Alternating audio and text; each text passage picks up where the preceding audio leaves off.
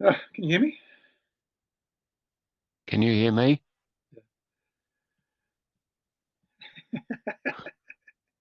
Hang on. Try again. Can you hear me? No?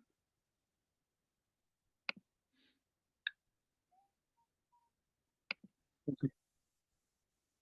So you sent me a email which I got through finally yesterday, and you sent the email well over, God, 2 weeks ago, and for all sorts of reasons which I'm not going to make excuses about, I did not get to it, but I scanned it the first time. How about you explain that email? Oh, I have to remember it.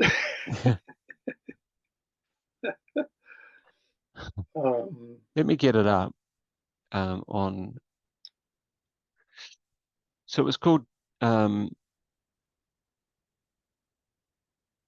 It was called "Child Abuse Cannot Be Stopped. Child Abuse Can Only Stop Itself." Yeah. Explain, sir. Yeah. Well, my thoughts have been going in very different directions. Have you ever had the experience of thinking you really know something? You know your thoughts on something, and all of a sudden your thoughts get turned upside down. And I'm not sure if I should tell the story. Can you do it content free? Ah,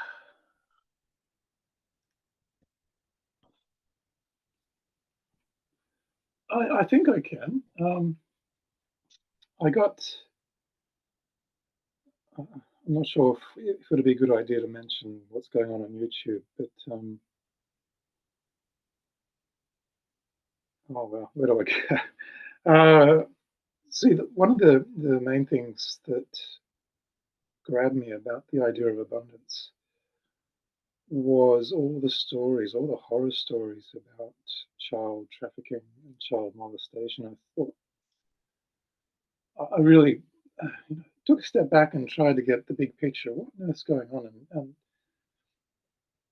what eventually occurred to me was that, correct me if I'm wrong, if you have certain ways of measuring the health of a civilization, my guess is that right up at one of the very top ones would be the health and well-being of our children.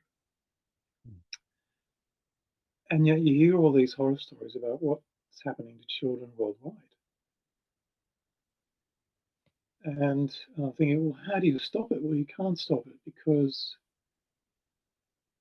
this phenomenon occurs no matter whether the person is destitute in the worst type of poverty or can be the wealthiest person on the planet. Within that whole extreme, within that whole range, they can be, they can perpetrate these crimes. So money is one measure of abundance, but if you can do this to a child, there's some form of scarcity going on in your thinking. Yep. And my thinking is if these people have not got love and nurturing and care and attention in their lives, they're operating from a scarcity mindset because they're in a fight, flight, freeze situation. But their life is not safe. Mm.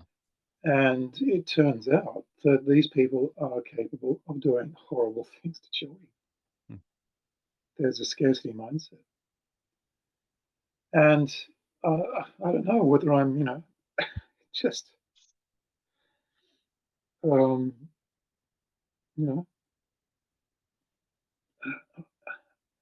it just seems so obvious to me that this could be one of the priorities of human civilization. How do we tap into abundance?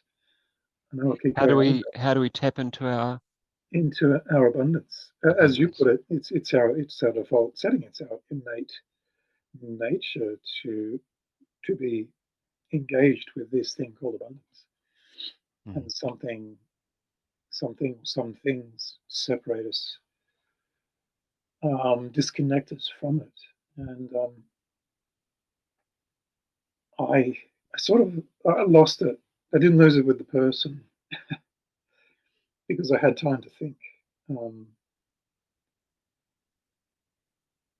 but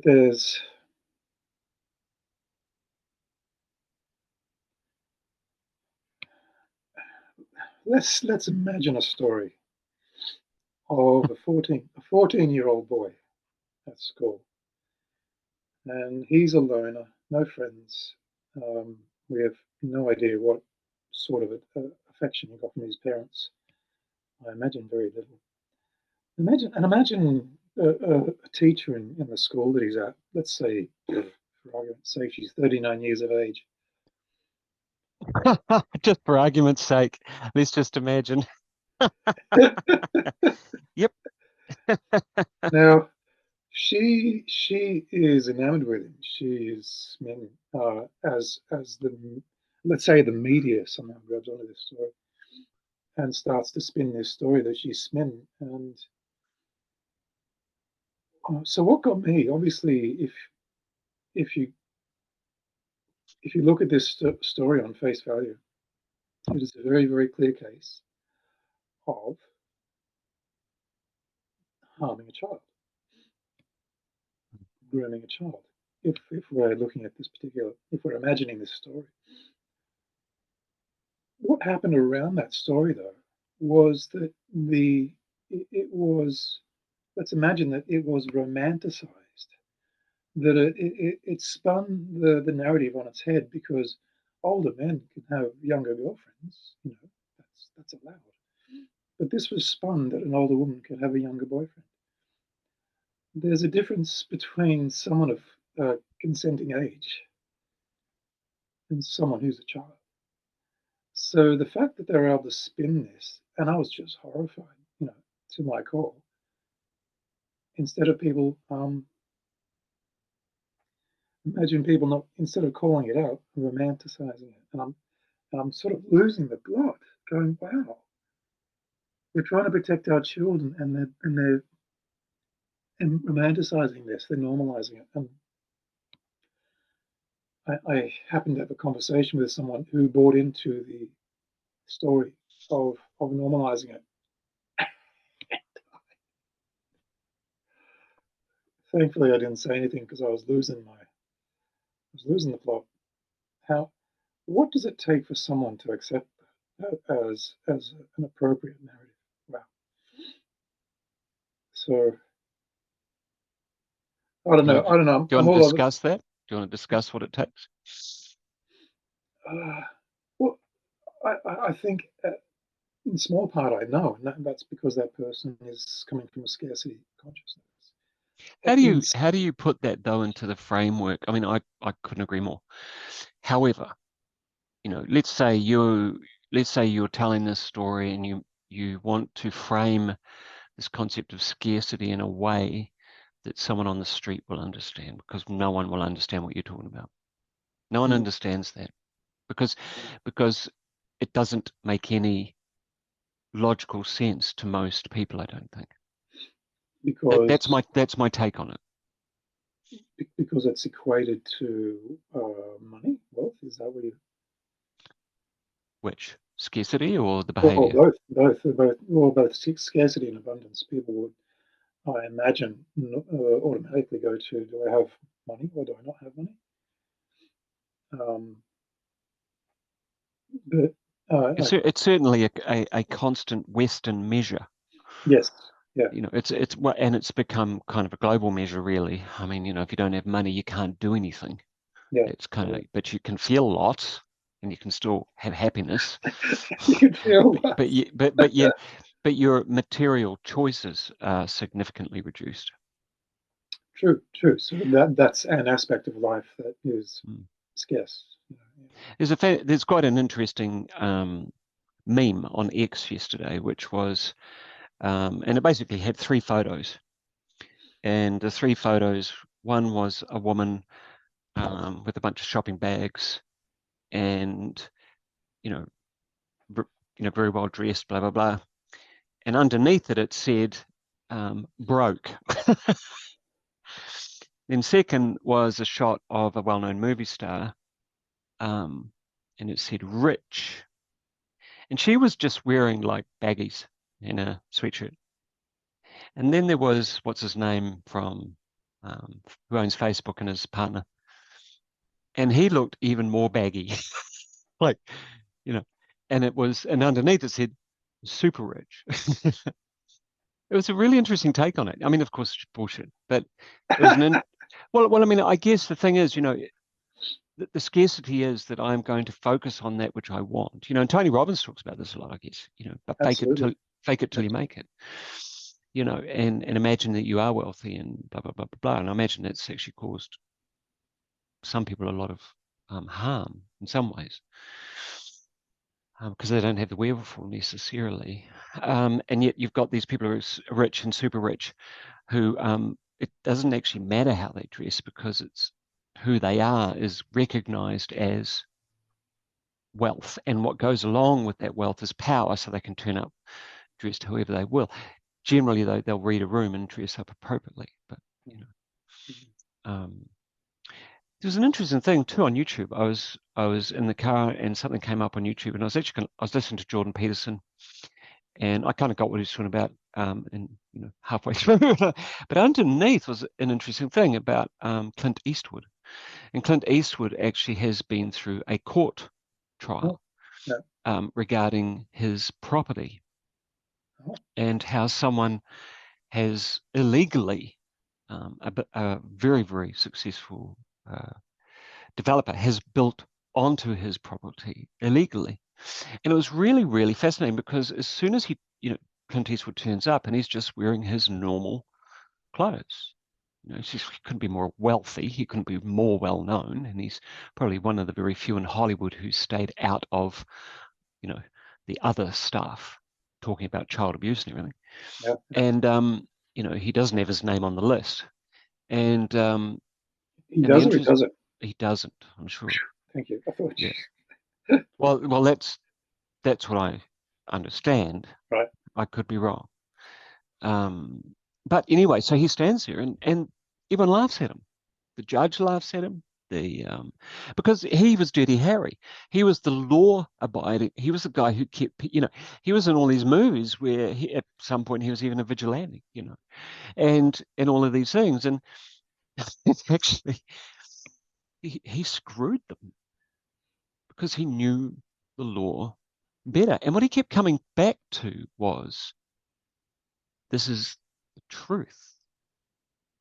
And he'd spent months, like a couple of years, 4 or 5 years actually, I think it was, like getting all of his truth, his paperwork, his photographs, every, surveyors, everything in order.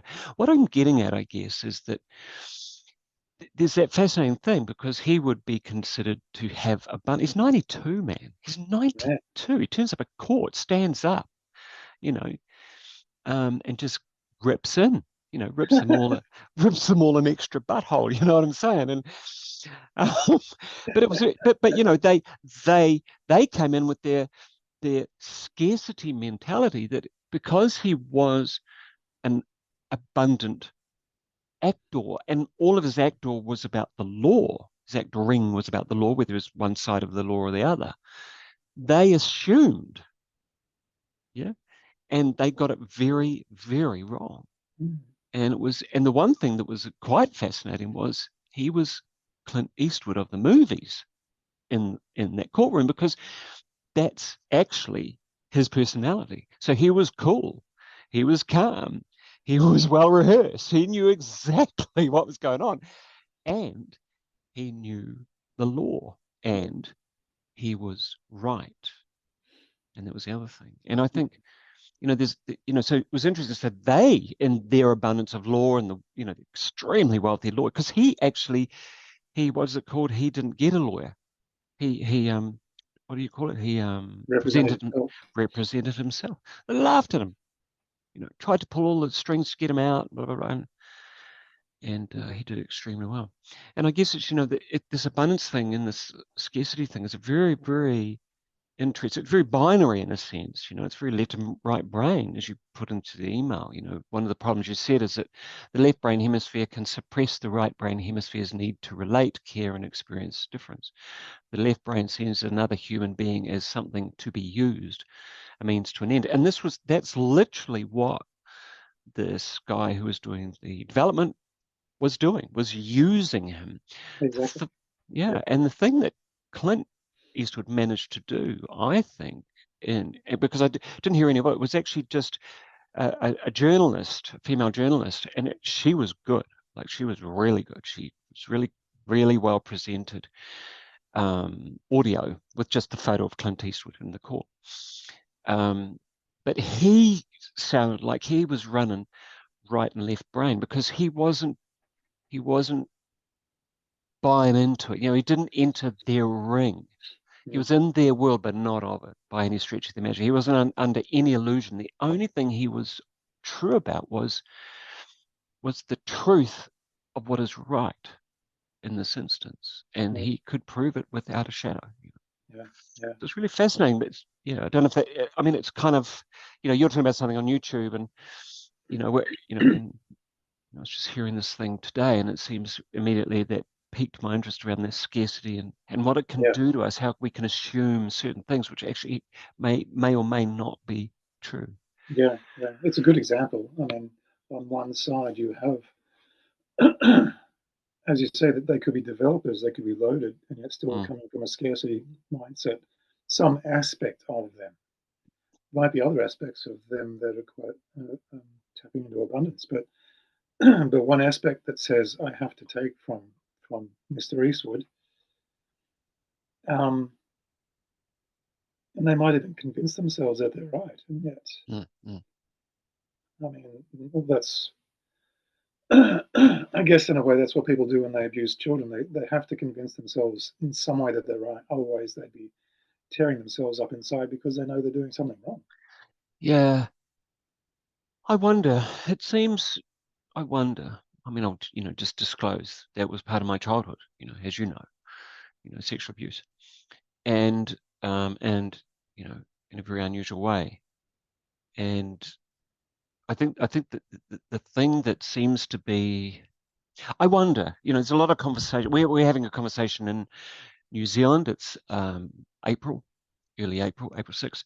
And over the last week to 2 weeks, um, not mainstream media, but the alternative medias and X have been running hot with a discussion about a politician in the Green Party in New Zealand. And not going into it, naming any names, but it's really, um, it's been really disturbing for a lot of people. And what happened was that we haven't heard from the guy at all in like 10 days. Just haven't heard anything. But we've heard from the leaders of the Green Party Yeah, who've gone out of their way to protect him. And, he's got the symbols on his Instagram. He's got photos. He's using all the terminology, and he has a son, and he has a wife who used to be his student. And when he was being interviewed on the radio, on the TV recently, or on a podcast, um, someone zoned in on his books that he'd been reading, in his bookcase behind. yeah, It's kind of like that woman who's talking about, blah blah blah about something to do with, and everyone notices actually that there's a dildo sitting on her desk behind her. It's like it's the classic meme of Facebook or Instagram. It's like, is that a dildo on her table? It's like, and she has no idea because it's part of her life. It's just a pink dildo. Good times with Cheryl. It's like some people are so, and this is the really fascinating thing for me, is that is that there was a very, on reality check radio recently, there was because this has been a discussion, because in New Zealand we have let kids be kids. I can't remember the woman's name, but who's traveling around New Zealand. um, because there is a lot of pedophilia in New Zealand, it seems. There's a lot of underhanded stuff, there's a lot of sexual abuse, there's a lot of and it seems to go to a very high level. mm, And when you hear politicians, we've only had one politician actually, Winston Peters. who's actually come out in Parliament and said, we have to investigate this. Mm. You know, I mean, literally the day after it became public notice, there's something like 57 or 87, there was a 7 in there somewhere, 57 or 87 of this man's posts were suddenly, you know, deleted from Instagram because they were so, you know, damning. But you can't, you know, and it's really broad. It touches a lot of parts of, but what's really upset of a lot of people in the gay community is that one of the comments, and this is along this ideal of protectionism, is that you were saying earlier, I think, that it's almost like the ultimate gaslight is how do I say this? Jordan Peterson talked about it really well, but the idea is the leaders of the Green Party lose a lot if they lose a minister. They lose a huge, because one of the leaders of the Green Party is gay. She's also Marxist, openly, a socialist Marxist. Green Party, yes, of course. Yeah, Green Party, of course. And but the interesting thing is, it's on the back of something that's been happening a lot in New Zealand, which is the discussion around transitioning children. Mm. So this party leader, who's been found with this symbols of pedophilia and everything, is transitioning his son, and his son is only 4. What for? 4 or 5, yeah. So he's very young, and the partner, obviously, or the wife, must be obviously going along with him.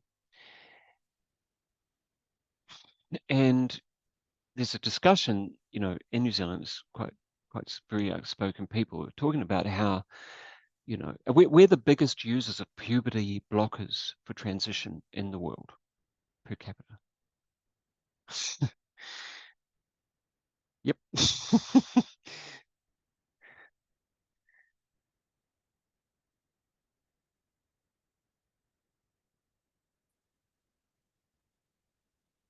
Something just went quiet. Are you still there? Yeah, yeah. Yeah, something went quiet. Maybe someone's listening in. Uh-huh. Never mind. Um, so there was a video from the UN, private meeting. You know, they have a panel at the front who are talking about what they're doing around the world, and there's, you know, 200 or 300 people of interested parties in the audience, talking quite directly about promoting transgenderism. My query is, and we have seen this over the last 5 years, and, you know, it's a famous quote from Goebbels, I think, you know, if you tell a lie enough, comes the truth. Mm. And I wonder if there is a programmability of scarcity, a programmability of fear. I mean, I personally know that that is so. And I'm wondering if it's, you know, where you were saying earlier about sexual abuse, you know, that a scarcity in the person who's doing the sexual abuse. What if the scarcity has been, in, you know, for want of a better word, mass formation or indoctrination or cultural hypnosis for maybe 1 or 2 or 3 generations? And part of that would be, you know, my grandmother would tell my grandfather off for playing the harmonica because he played the harmonica to deal with having been in the war. But the harmonica reminded her of the war, and she'd tell him off for playing the harmonica. You know, it's that classic don't mention the war because we don't know how to deal with the emotions that it brings up, the traumas, the loss, all those sorts of things. And I wonder if, you know, there's a similarity. You know, the scarcity is kind of, there's no need to have a scarcity in terms of our education around how to, you know, take some control or at least have some understanding of our thought processes. You know, there's no reason for that. But if there could be a reason, to not teach that. It would be to perpetuate something, because education is all about perpetuating something. I mean, I never ever learned, I don't know about you, but money's quite important in my life. It just, paying bills and stuff. I never ever got taught how to use money at school. Yeah. Yeah. Never. And I don't even think until it was maybe late in high school that there was a thing called accounting that you could do, but that doesn't teach you how to look after your own affairs, unless you extrapolate that out. Do you know what I mean? So, yeah. Thoughts? You touched on something, and it's like going down the rabbit hole. And I'm doing sort of two thoughts at the one time. So I completely agree with you. I don't think there's any dispute that scarcity is programmable. And I think it's not even I think, it's my experience. It's the experience of many, many people that they find themselves thinking a certain way, and they don't know where the thinking came from. So they think it's their thinking, but where did the thinking come from? And it's all about there's not enough to go around. We have to tread carefully on the planet. It's all these fear stories, and then you've got child abuse, and which is another part of this scarcity. So I'm thinking that, and on the other side, I'm thinking, well, what's it got to do with me? It's like what you said one or two times during one of our previous conversations. Whatever's happening in the rest of the world, whatever horrific things are happening, I don't have to be told. I don't have to be reminded.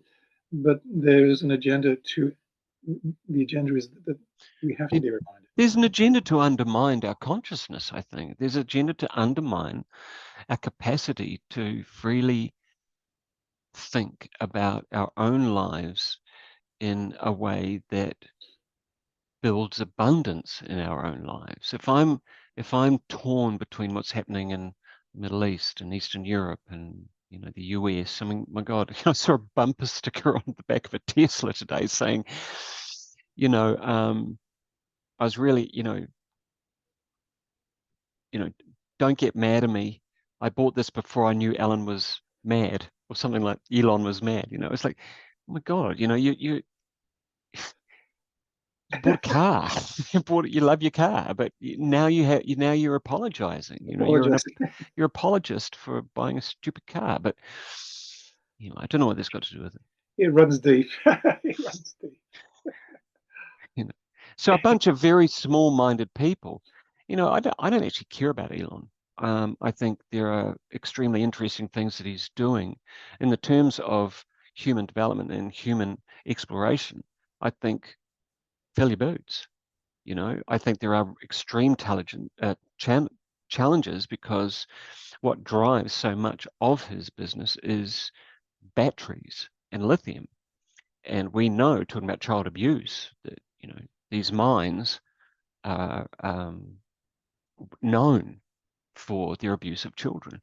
But because it happens in Africa, and that's just what they do in Africa, we can kind of turn a blind eye and get on with their own life. Whereas some people just get extremely upset, extremely anxious, because hundreds of thousands of children are abused in the process of doing these things so we can have a cell phone. Yeah.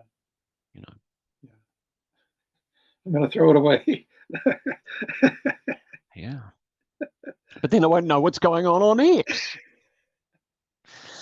But there's a Billy Bob Thornton. You've probably seen it, but there's some kind of ad or something like that, and it's all acting, of course, but it's actually all true. And they've got out of a massive big American 4-wheel drive thing.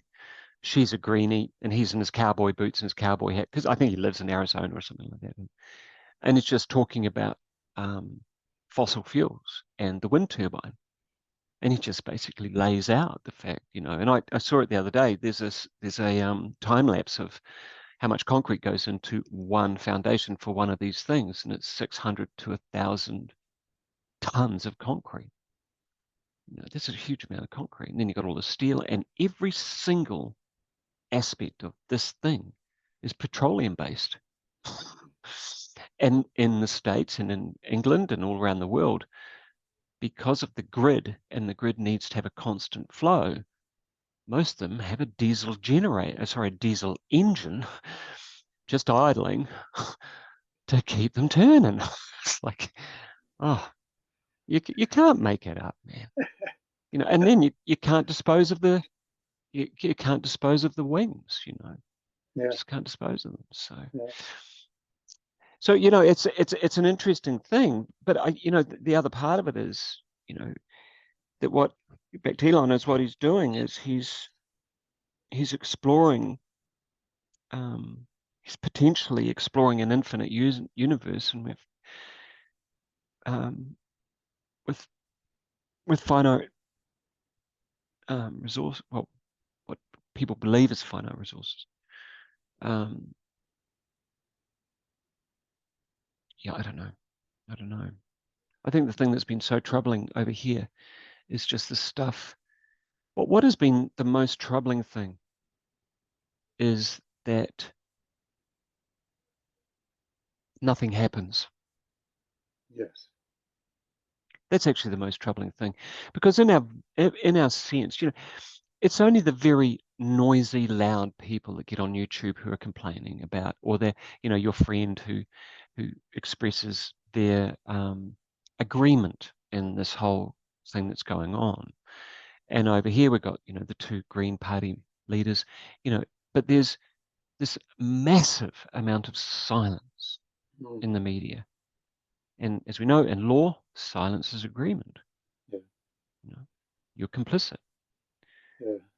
And yet that complicity has happened over the last 5 years on an absolutely monumental global scale, about our health, and nothing has happened, even though the best brains in the world have come out saying, well, actually, it's poison. We had this experience just last week. So, sorry? Essentially poison, yes. Yeah, well, yeah. Well, if you want to, go with the federal court case of fluoride, for example, in California, where the guy who's been working on this for 30 years won the federal court case because he proved without a doubt, with research, a lot of it, that fluoride causes a drop in IQ in children, without a doubt. And the CDC and the FDA and everyone has absolutely no research, dental association, no one has any research to prove that it actually helps in any way. None whatsoever, certainly if you drink it. You would have thought of that.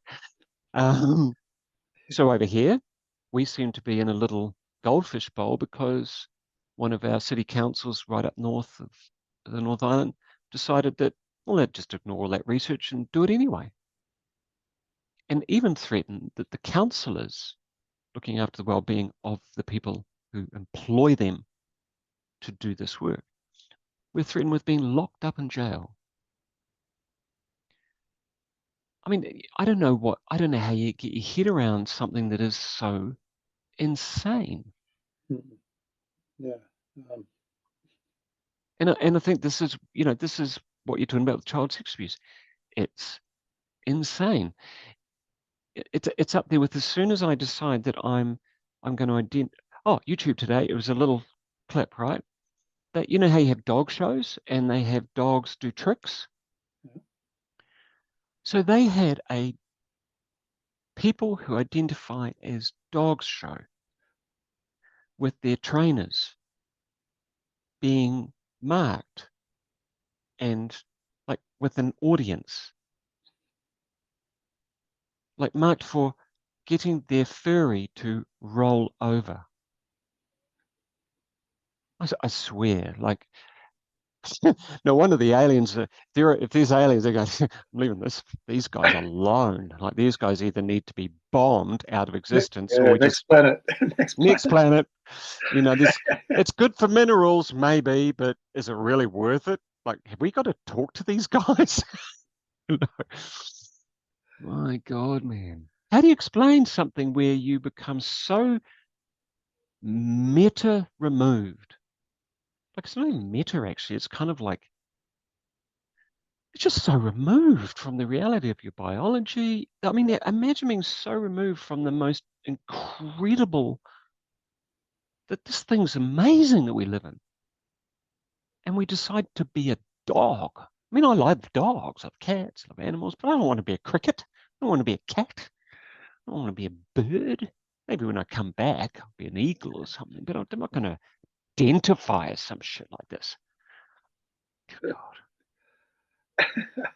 I mean, wouldn't that once upon a time, wouldn't all those people at that dog show and the people, wouldn't there be people coming along with, you know, with white jackets with very long arms, coming along with some white vans and crosses on the side? It's like, seriously, this stuff's, and this No, is at the highest level of our government now.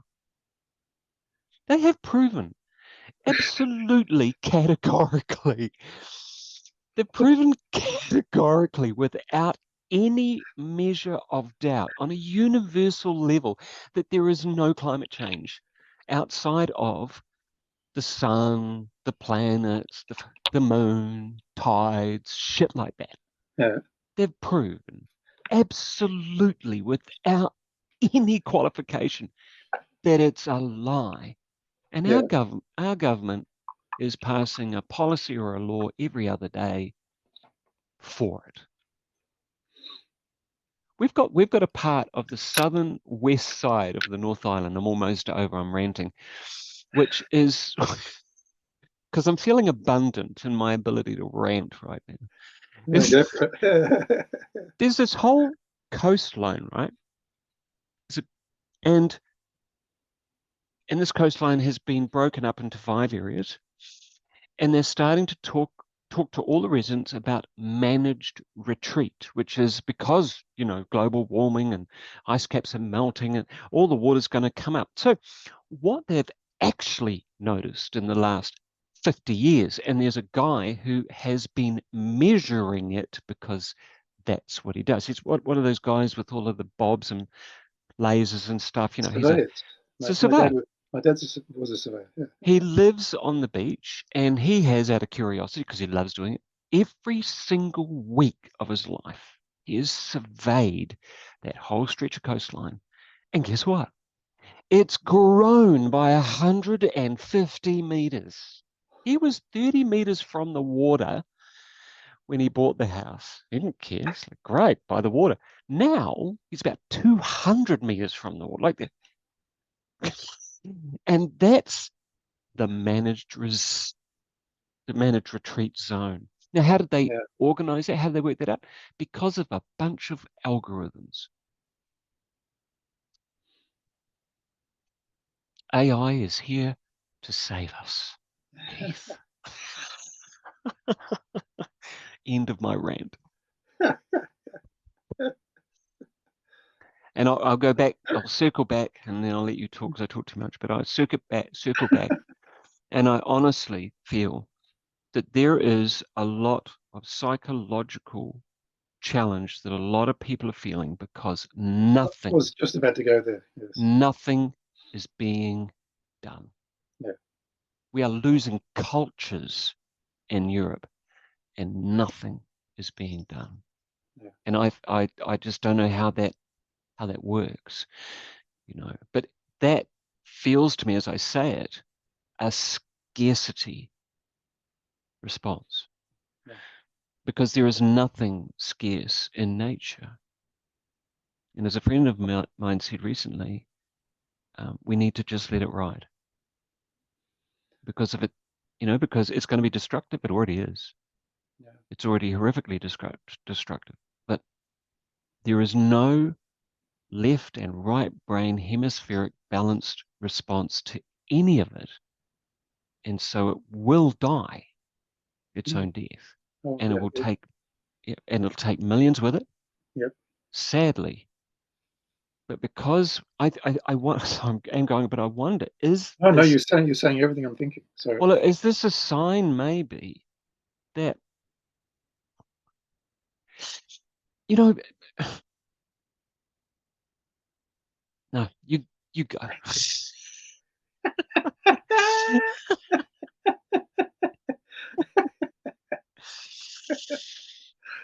you're in the flow, man. You're in the flow. We had a guy just die 3 days ago, Oh, and I gave him a hug, um, 2 days before his death, and he died very suddenly. He was 65, and he was just an icon in our freedom movement. He was an icon in terms of his passion. He got it all started in Christchurch, 4 or 5 years ago. And so well respected, huge family at the very, very top of the North Island, and yet living with his wife down here in Christchurch. And just, the outpourings of love for him was just incredible, and still is. Um, and because it's the third iconic person in 3 years that we've lost, someone who's just absolutely stood up above the parapet over and over, and been everything about everyone else and not about themselves, and demonstrated actually a relentless abundance of energy, of clarity, of wisdom, and vulnerability. Really first to stand up and say, yeah, no, I got that wrong. You know, the absolute opposite of what we're seeing in our general political, religious, financial cultures is just nothing but pure narcissism. And when we see someone like that pass away very quickly, actually, um, it marks something. It's a mark. It says it's an inspiration because it means we've got to take up our own personal flag, if you like. We've got to take up our own personal, because we do tend to stand at the feet of these people sometimes. I haven't personally, but I regard him. mm, Um, but many, you know, he was a rock for so many. And his passing, I said to his wife actually, and she loved it. I said, it's a bit like, when Darth Vader took out Obi-Wan Kenobi, you know,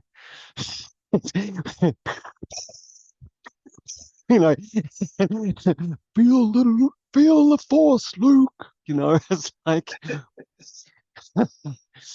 became stronger, and he became omniscient. mm, Anyway, and I think, we what we I'll say it again. It's stunning to, because there was a response from one member of the community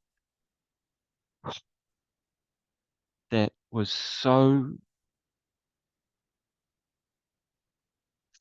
what would you call it? So symbolic, so representative of everything that abundance isn't, everything that freedom isn't, everything that self-determination and love isn't. mm, And and for me, it was like, because it was directed directly at me, because I look after a lot of people, and it was like, wow, wow, narcissism rocks for some people. But it was a marker, and I asked my wife, just the other night. I said, do, am I acting in narcissism? Because I was wondering about the mirror. I was mm, wondering about the mirror, the psychological projection, the mirror, and I'm sort of, wait a minute, is she mirroring back something that I'm doing? I was like, oh, never ask your partner, because your wife, because say yes. she just turns to me and says, God, you're such a dick. But when, she's like, it's all love and honesty. But anyway, I've talked too much, but it's just it's just, I think, in my last couple, because we haven't talked for a couple of weeks, for very good reasons, but a lot has lot has passed, and I honestly feel like the cusp is appearing.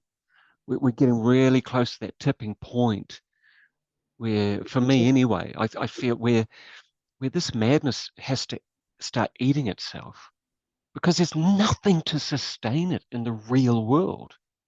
It's just nothing to sustain, because it's a fabrication, it's a fiction, Yeah, and nature doesn't do that. You yeah, know? yeah,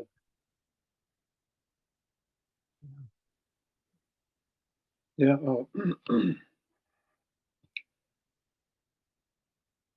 So, sometimes, I can feel I have purpose and stick to it, but it's this whole thing that we're talking about. I feel I'm quite lost, and that's not a Mm, bad thing. That just means that I might eventually find a direction or another direction. It's just this lost feeling is, what do you do with it in the meantime? When you hear these horror stories and you think, surely these things aren't possible, but they are, and they're happening in, and as you pointed out, they're happening in multiple arenas. If mm. It's abuse, abuse in multiple arenas, so yeah, many arenas. Even in, as I just said, even in my own arena, where we've had to rally together as a freedom community, well, not even a freedom community, a community of people who decided to make their own medical decision for yeah, themselves. yeah. I said, Well, and there's an example of a commercial where they've got kids speaking about political issues. So the kids are the ones expressing the narrative of what the commercial is trying to express. right, And I'm watching this going, that's abuse. That's getting a child to be fearful of something that they have. There's no point for a child to be fearful of any of this stuff. yeah, yeah, It's the adult's responsibility, if they choose it, to protect the child, mm, not for the child to osmose this fear. mm, They're supposed to be kids, mm, having mm, fun. And here they are yeah, using them in a commercial. mm, Now, that's a very explicit example of the abuse, but this is happening all the time in schools. You're getting yeah. 5 and 6 year olds worrying about climate change. That's not their, No, that's not, that's indoctrination. exactly, You know, that's not supposed to be on their radar. that's no different to maybe a religion, Yeah, who starts biblical or whatever it is, um, learnings as soon as the kid starts school. I mean, of course, if they're part of a culture of Christian, they will have had that at home anyway, probably. But it's a form of, I mean, the fundamental is it's fixed attention, the teacher, suspension of disbelief, the expert, the teacher, and repetition. yeah. Just keep repeating And an and idea. children are very good at suspending disbelief. Well, Of they don't know how not to. course This is not. this No, is the no thing. discernment. They don't know how not to. And they also don't, and this is the very interesting thing. I remember it was a documentary after 9/11, and it was a psychological, it wasn't a documentary, it was a psychological interview. I think it was on YouTube or something, doesn't matter. But what they were realizing was they were having to debrief children at school following 9/11, months afterwards, because the children didn't know that every time they saw it on TV, it was the same event. They had Yeah, no idea. They thought it was happening again and again and again. yeah, And we've actually had a very real experience of that in New Zealand with the Christchurch earthquakes, where they did happen again and again. It was 14,000 aftershocks. well, mm, And what many preschoolers and early childhood teachers were talking about following that was kids stopped using colored crayons when they drew pictures. So they stopped choosing bright colors. They stopped choosing have, nuance, I guess, nuance. And because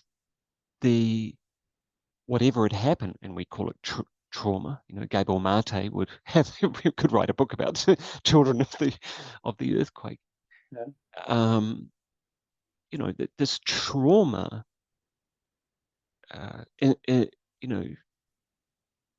is the language of the body, becomes the language of the body, becomes caught up in the organs, becomes caught up in the mind. And we go, as you discussed, fully left brain, we go into this, I'm on constant prefrontal cortex, we go into being run by the brainstem, if you like, or whatever it is.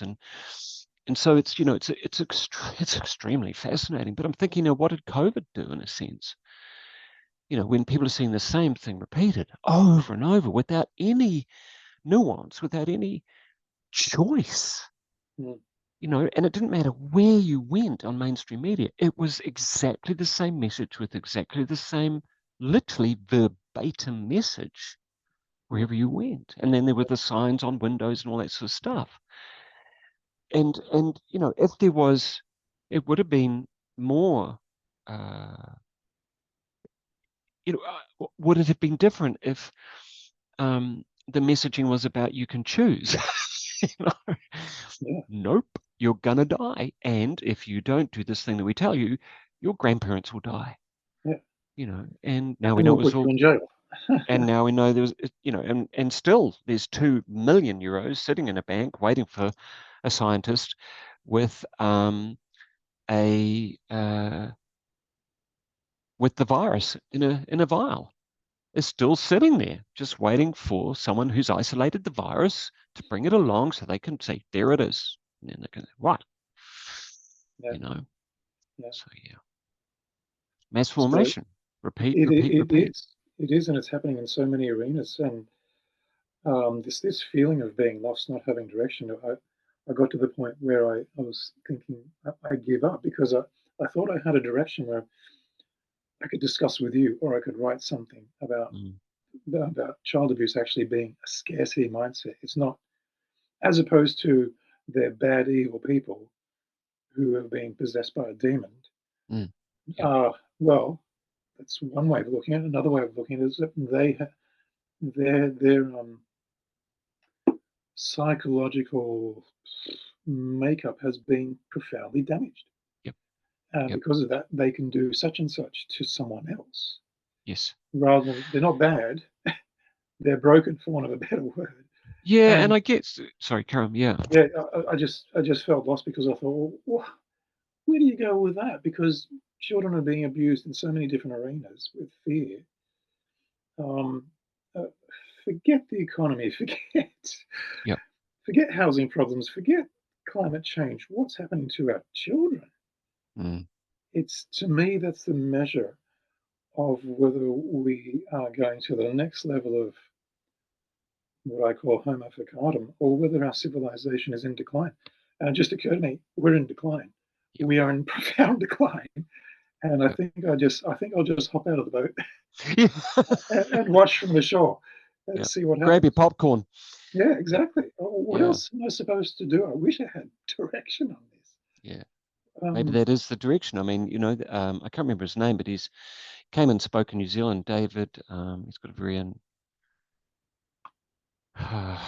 very unusual last name, but he was saying there are some points, and it was actually I was listening to Jordan Peterson today because a friend of mine has been going through an extraordinary situation with their work environment and a narcissist, I don't like labels, and I don't use them lightly if they're there. But I'm really cautious about these things. But he Absolutely. he just he just nailed it. It's almost like this orchestration to generate a form of self-obsessed narcissism. Um, yeah. Anyway, I got That sidetracked seems like a somewhere. redundancy, but anyway, Yeah, I got sidetracked for a moment there. I'm sorry. I was that's just all right. It'll come back. I'm just, yeah, I'm very, very grateful and fortunate that I can talk these things through with you because I really do feel lost. It's not like I should have any sort of responsibility for saving the world, saving its people. um, rather some sense that I'm doing something,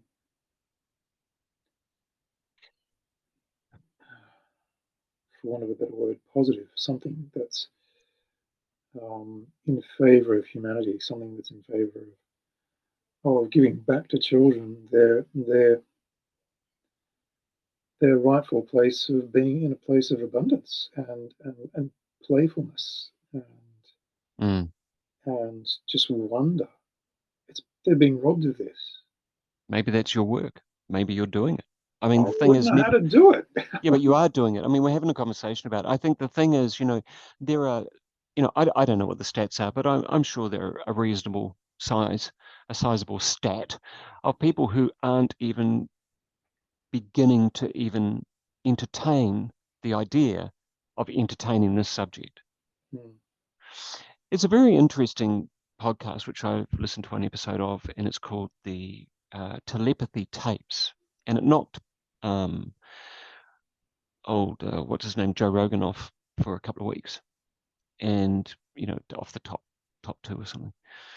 And what it is about this woman who's traveling around. I've only got halfway through the second one, but she's traveling around and she's actually interviewing people who are proving, and now scientifically proving, without any shadow of a doubt, 100%, that they are reading other people's minds.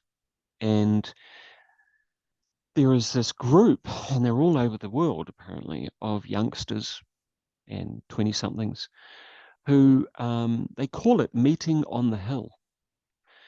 And it's a metaphor for, I guess, getting above everything and chatting with each other. And they're all nonverbal. Now, what that speaks to me is what Rupert Sheldrake, has proven in a lot of his research is that, Yeah. and this is the paradox we always live in. We live in a paradox, and that is, well, what's happening in the Ukraine has nothing to do with me, and I can't affect it, and yet I am. That's the quantum butterfly effect principle or sensitive dependence, whichever one you want to choose. Unfortunately, the new age has killed quantum conversations because, well, it's just so quantum, you know what I'm saying?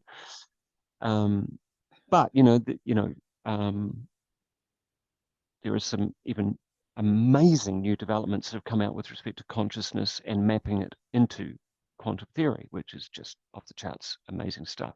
Pretty hard to get your head around, but it's beautiful work. And by extremely rational people. But what they had to have was an epiphany, like almost like a I've seen God sort of experience, which Hmm. which can be useful. But it's where they have to kick their right brain into action, and they either kick it themselves or something kicks it into speed for them. Yeah. Yeah. And so, I guess it's once again I lost my track. It's really fascinating. I'm doing that a lot at the moment.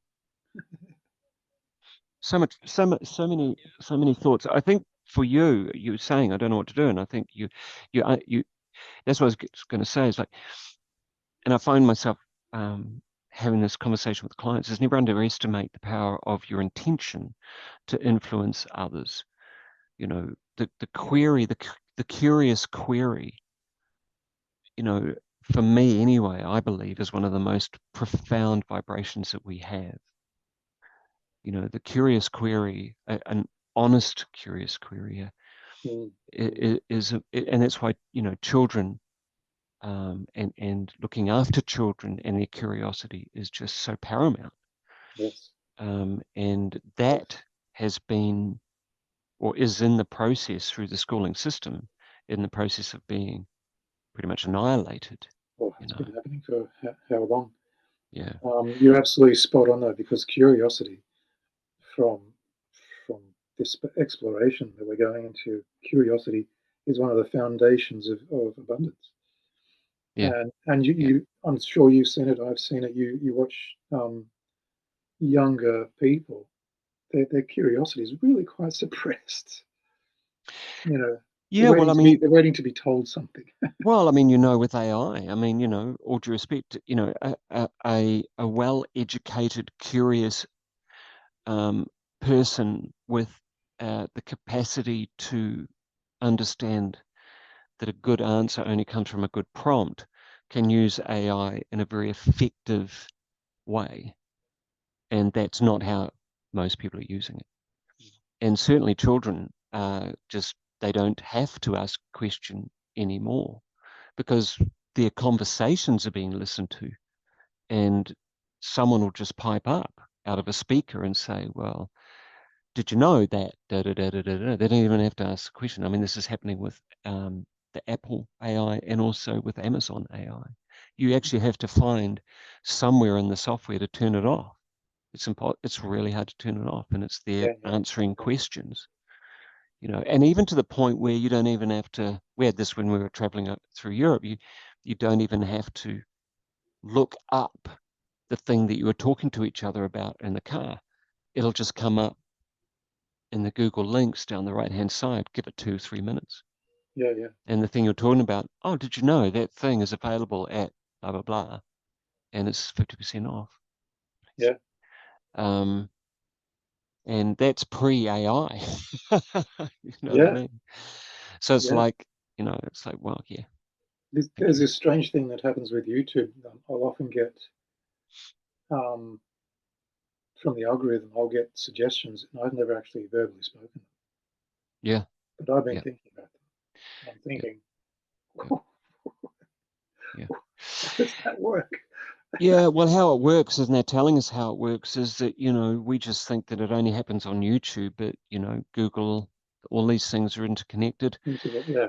And you've got X now, soon you can buy an X phone, and the phones are now being, the new Apple phone is AI integrated. So it means you can't actually turn it off. It's part of the integration in the phone. So it's like it's literally going to be watching, listening, and now even feeling how you walk, how you breathe, all of that sort of stuff. And so, and interestingly, and I do tend to find myself coming from this perspective that, I do often wonder, does all innovation, and I don't believe it does all information come from, a malevolent perspective? I mean, most innovation is out of curiosity and investigation and what if this could do this and blah, blah, blah. I mean, Kawasaki has just released this new thing that, it's a 4-legged thing. It looks like a mechanical horse,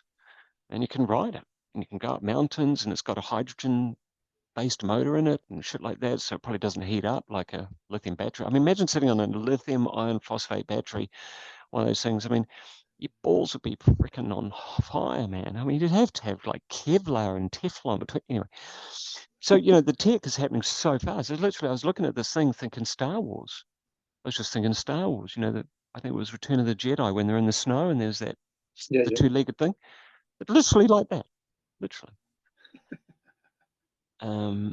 So some of these things are amazing. They're amazing things, but they could be so benevolently useful and inspirational and a partnership of access. The classic Arthur C. Clarke kind of science fiction story.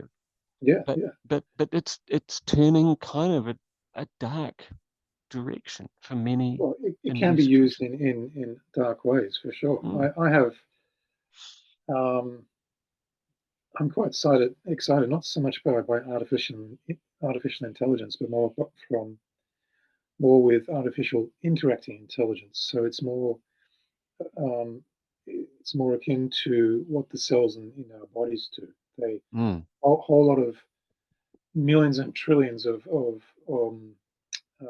competent agents with competencies all having a chat, and those chats produce something much bigger. So, for example, a liver is made up of how many trillion cells, and they're all chatting, and together they're chatting and having this conversation, saying we can do this and this and this and this. The liver can do many, many, many things. So that's an interacting intelligence, whereas an artificial intelligence, for now, is a linguistic model that just uses feedback to improve its model. And it's always working on probability that it might be right. Yeah, exactly. Whereas an interacting intelligence has the capacity to experiment. So if you tell it and say, go and build me a car. It'll take whatever time it needs. Yeah. It'll eventually try and figure out, how do I build a car? Well, that was like your story at Tay. Yeah, Yeah. exactly. Yeah. The So novel. I'm very excited about that. That's going to help us tap into abundance. Yeah. That's not going to happen overnight, because the architecture of biological cellular activity is really, really complex. It'll get there eventually, Mm. no doubt, because they're playing with the biology of it as well. Because cells already know how to do this. So if you can actually communicate and influence cells to do what you want them to do rather than what their default is, you've already got that technology working, and they're working on that. So that's not going to happen overnight, and yet it's a metaphor for the very thing that humanity is disconnected from. Mm. You get a bunch of people having a chat, and you'll always get amazing ideas, amazing suggestions, amazing Yeah. um, alternative routes, tangents that an individual might not have thought of. This is already within our capacity. Yeah. But what are we seeing instead? We're seeing a whole lot of fear and abuse and harm being done. So Mm. I'm fascinated by that. To me, it's just so simple. All you have to do is flip the switch and realize that we can all have a conversation, and a whole lot of good stuff could come out of that conversation. Yeah. Rather Yeah. than the conversation being about, you should be as afraid as me. You know, Yeah. Yeah. how do you Yeah. flip that switch? That's why this parallel side of me is going, I'll just give up. Just give up. Mm. Grab your popcorn and just watch what happens. Because I don't know what my place in this is, other than having really good conversations with you. Well, maybe, I mean, what comes to mind is, give up. Just do it. I mean, it's actually a model that I think Einstein used to give up. But what he'd do is he'd look at all of the variables and he'd just walk away and give up.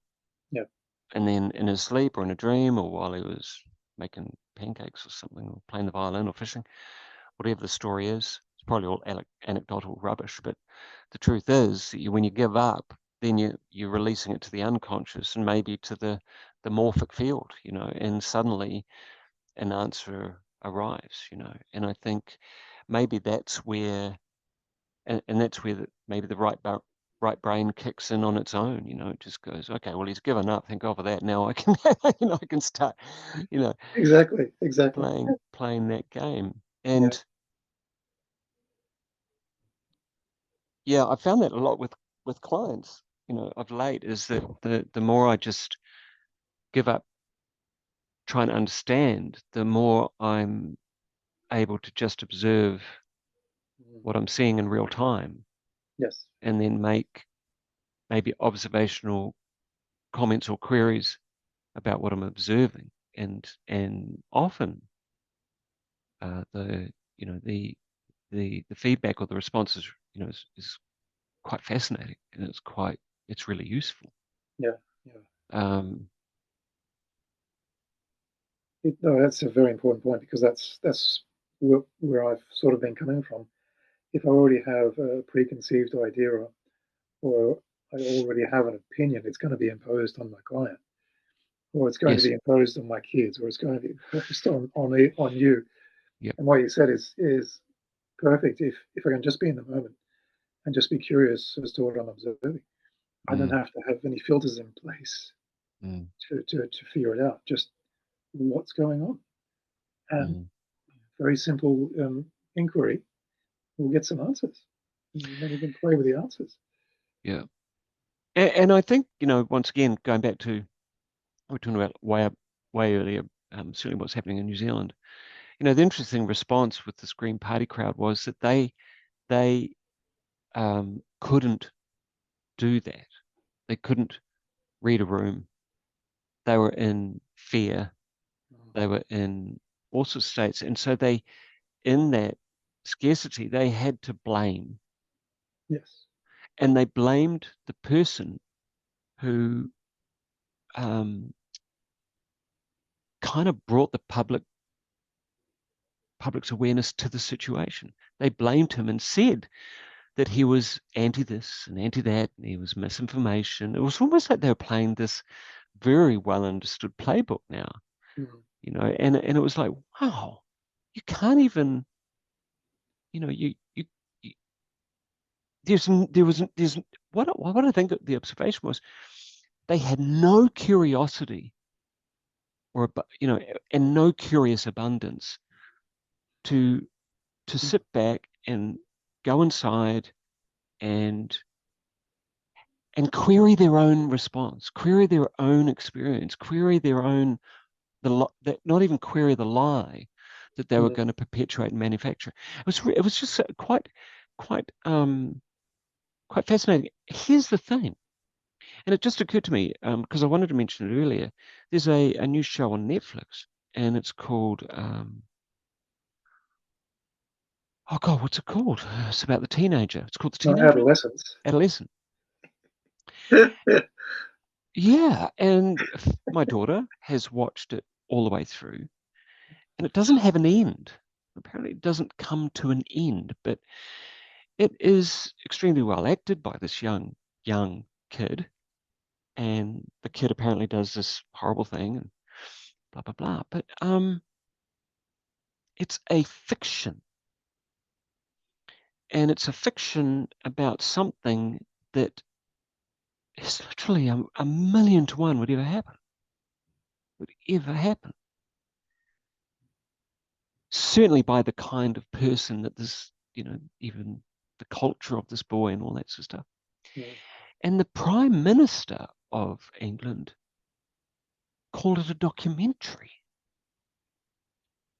Now, if that is not a form of educating the masses to believe that something is real, and that it's in your backyard, and that it might happen, and that I don't know, and it could be a kid.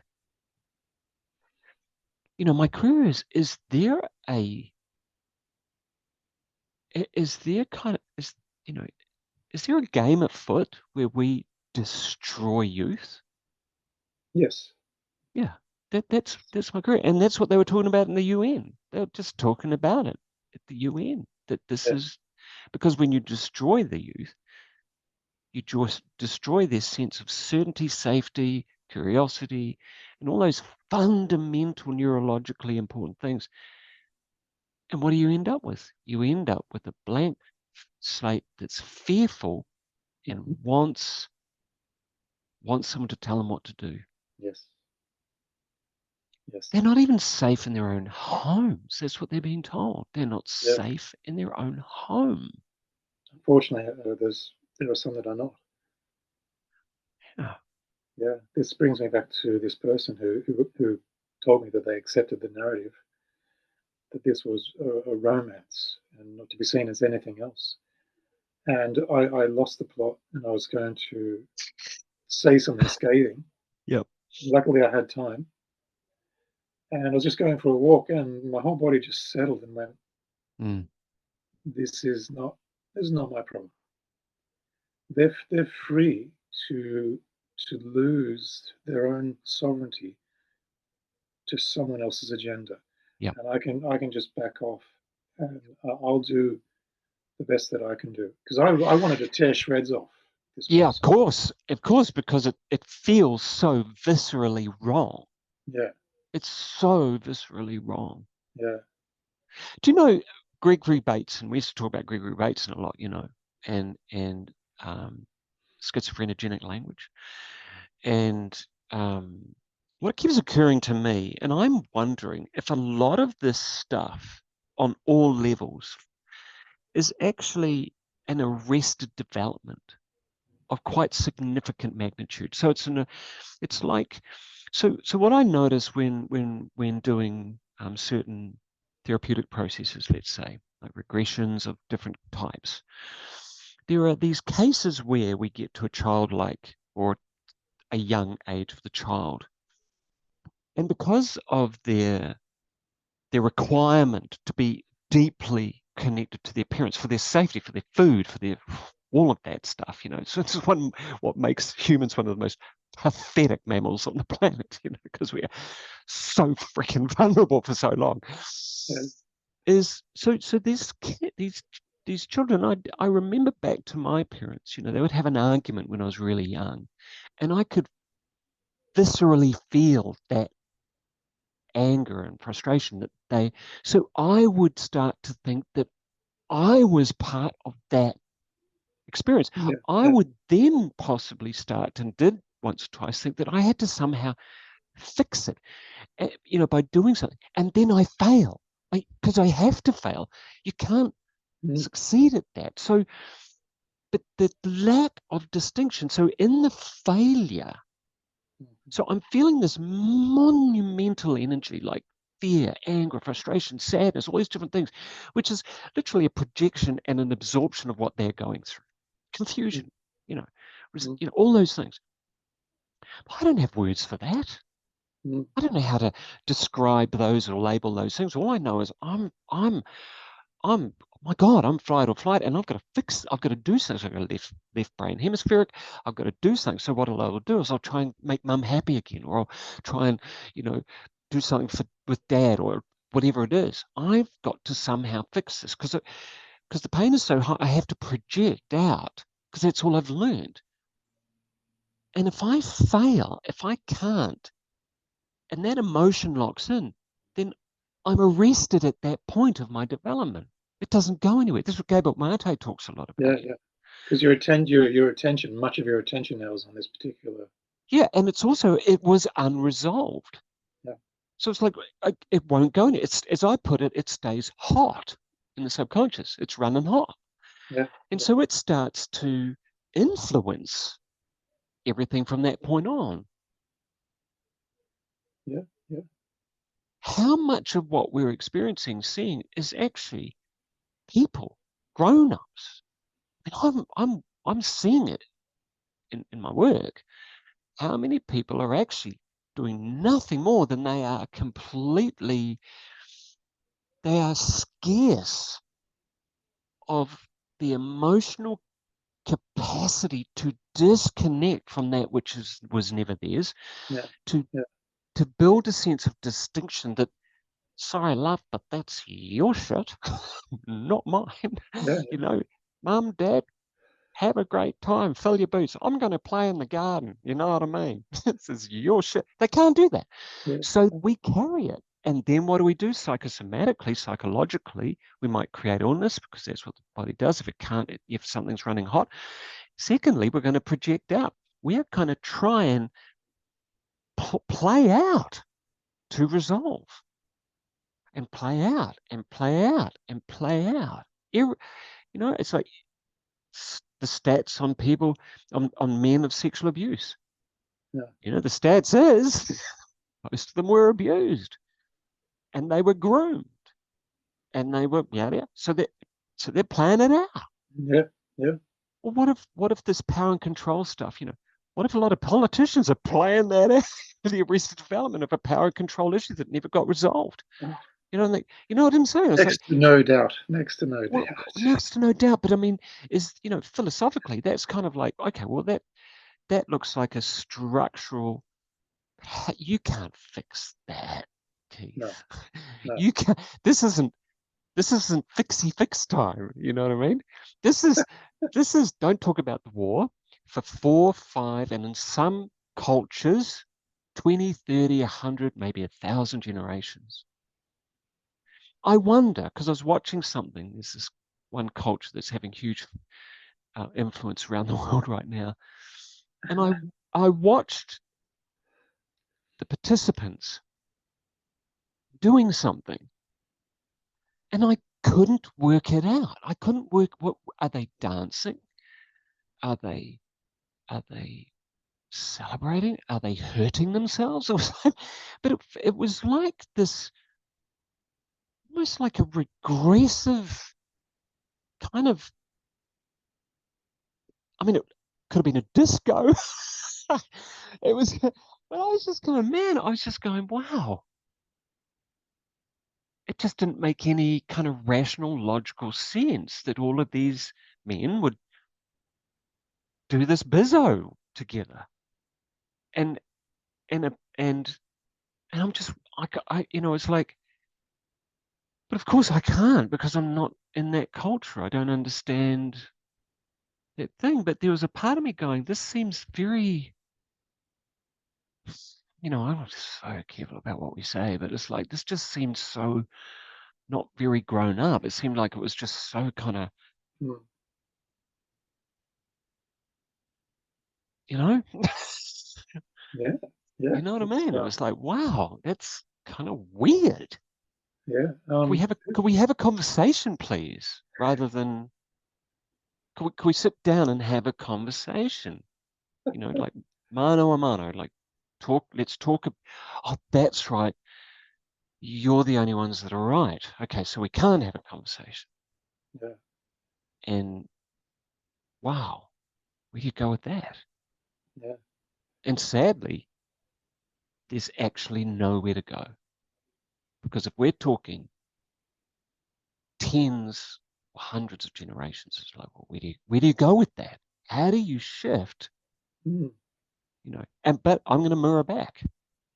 I know that there are things about me and my nature that I know nothing about, and that I would love to find, that I would love to explore.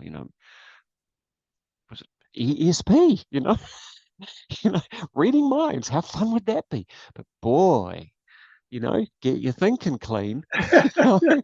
No Freudian slips in the mental field. You know what I'm saying? You got to be really on the ball. Watch what you're thinking.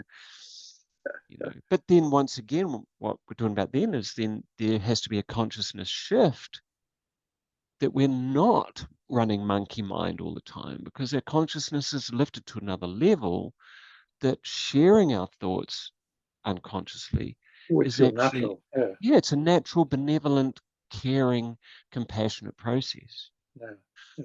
And anyway, such a fascinating conversation. And Well, it is. It's helped me.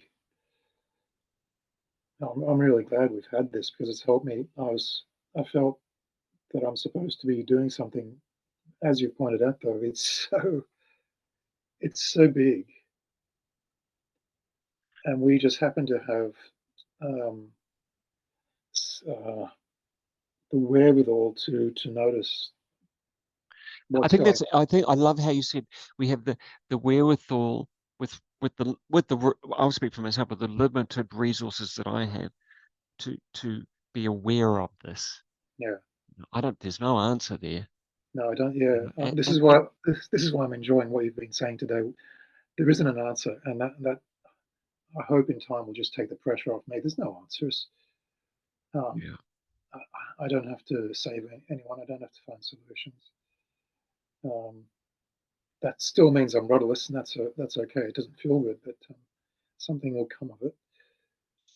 I I'm just reminded, Keith, of clown doctoring. Once again, I always come back to clown doctoring. But it's like, there's a lot of people out there in the world saying we're living in clown world. Yeah, maybe Stephen King clown world. Yeah.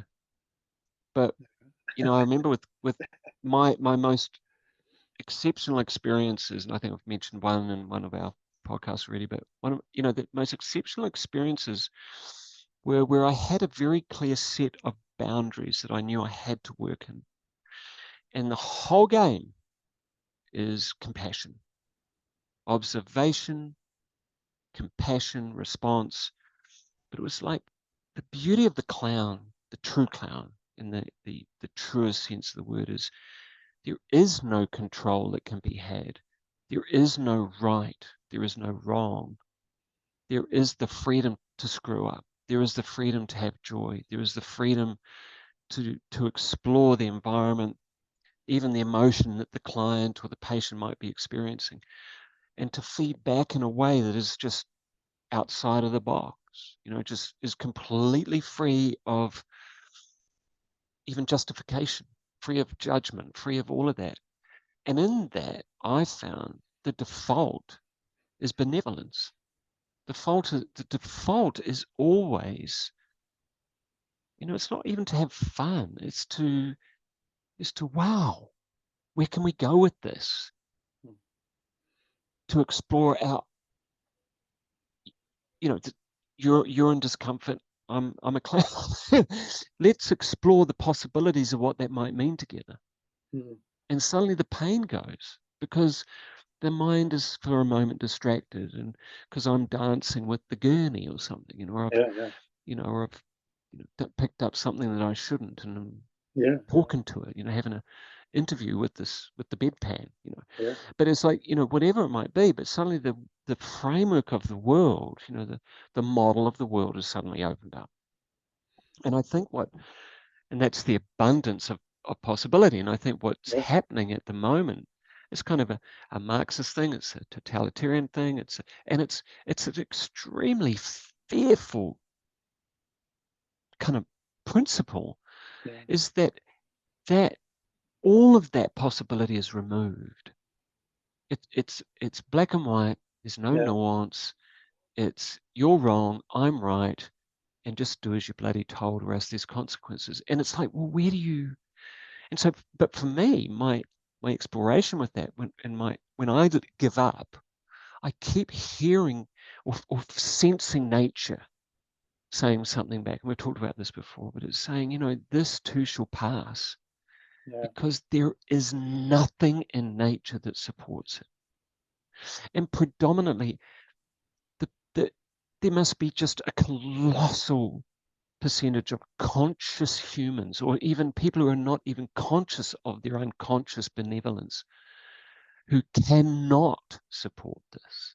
mm, But they don't even know what they're being fed, yeah. because it's so beautifully put together. I mean, you got to hand it to these guys, they're, Oh, and this, oh no, mate, no, take my hat off to them. they've Well, researched the crap out of this, yeah, it's impeccable. I'm fascinated because what you just said, what came to mind is when I think of the political landscape, there are no clowns, and No, we're in desperate need of clowns because if you take the political landscape as analogous to the kids suffering on the hospital bed, yeah, there's no clowns to distract and put the attention on possibilities. mm, It's all no, about which political team are you siding with, yeah, and if you do that, where's the clown? mm, Even comedians who are going on about the political, they're not really doing any clowning. I don't no, think. no, it's really safe stuff. It's safe stuff, and it's Yeah, really just poking the finger at you're an idiot or you're an idiot.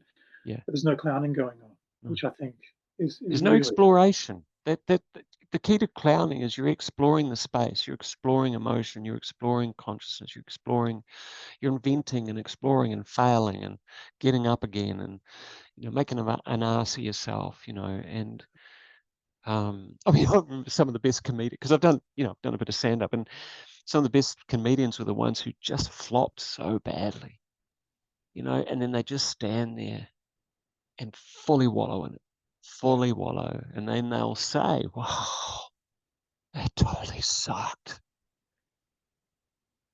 but just for me." And the whole audience laughs because, like, it totally sucked for everyone. you know. And in that moment, they go, because a lot of comedians, it's all about them, but it's fun. yeah. I'm We've reminded got, I'm reminded of Stephen Wright. He doesn't do political commentary, oh, Stephen Wright, and he's, he's the ultimate clown. And I just think, yeah, oh, we need more of that. yeah. When he says that when he went to his grandfather's funeral and it was an open casket, and he bent over and looked in and said, maybe he's just put in the wrong way. You know how you put a battery in into a device. Oh, Maybe he's just been put in the wrong way.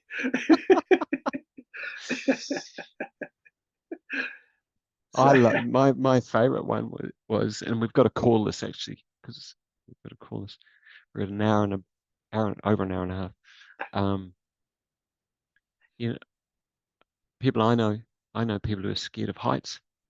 I'm scared of widths. Some people have pet cats.